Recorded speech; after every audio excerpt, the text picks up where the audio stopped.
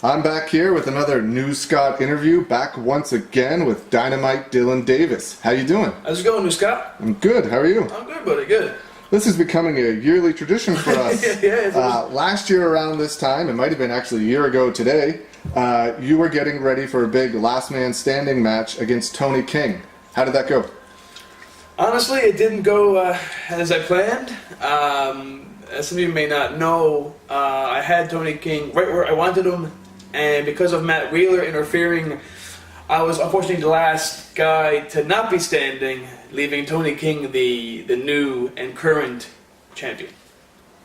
Since then, 2017 was a big year for you in the Maritimes. You moved over here from Newfoundland in 2016? Yeah, is that correct? It was August 2016. August 2016. Wrestled a couple of times, but 2017 was a pretty big year for you. You worked a lot in Nova Scotia, New Brunswick, back in PEI, and not in the Maritimes. You broke into the Quebec and Ontario scene? Yeah, we did the Ontario a few months ago, actually, yeah. What are your thoughts on how you progressed in 2017? Oh, it's like night and day. It's big difference. It's now almost every weekend I'm on the road, following Marcus Burke pretty much wherever he goes. Luckily, I have that opportunity. So yeah, compared to last year, man, I'm busy and I love it. It's awesome. One of the promotions you don't work for is Innovative Hybrid Wrestling in New Brunswick. Yeah. New Brunswick's biggest promotion. Why is that? I have no idea. I think it has to do with like my schedule and their schedule. I've been asked numerous times, but most times I'm either in Newfoundland or I'm in Quebec. So just most times it has to do with my schedule being just too busy for Kevin Tyler and ISW. So who knows? Maybe in the new year, Kevin might turn the page and buy a shirt and book me. But it's a hope. It's just see how it goes. UCW last April drew over 1,200 people at the Halifax Civic Centre in Halifax, Nova Scotia. What are your thoughts on that? And was that the biggest show you've done till that point? One of the biggest for sure. But like that crowd felt amazing. Like it was walking out the curtain to see that many people at a show was just overwhelming. I know probably my biggest show to date would probably have been in Newfoundland in I think 2015 or 14. It was so Jake Roberts? Yeah, it was Jake Roberts and Ted DiBiase as LCW's anniversary show. They had like 1,500. Nice. So that was probably my biggest show to date for sure. Nice.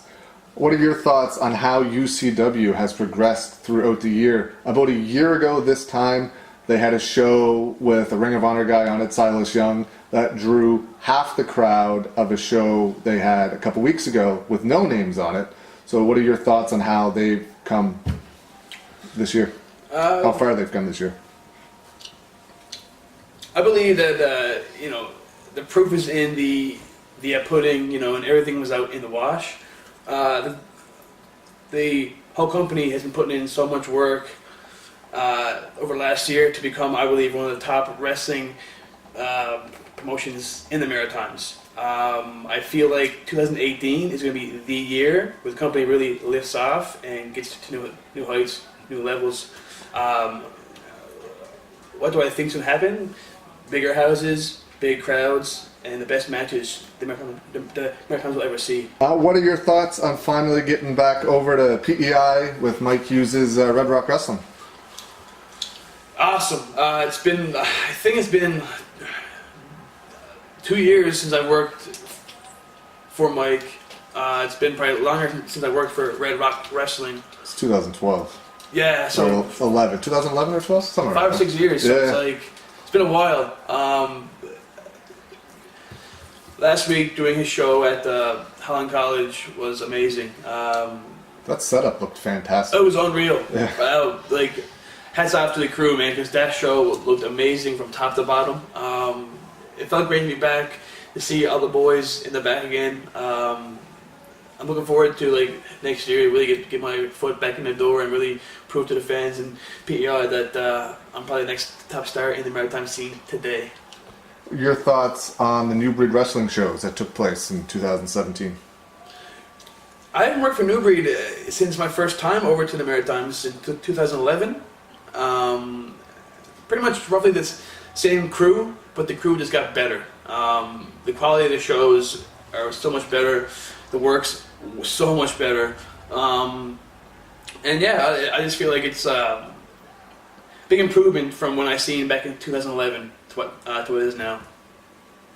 Now on to the upcoming New Evolution Wrestling show coming up at the end of this month. It's been a year since you've been champion. Talk about how much that title meant to you.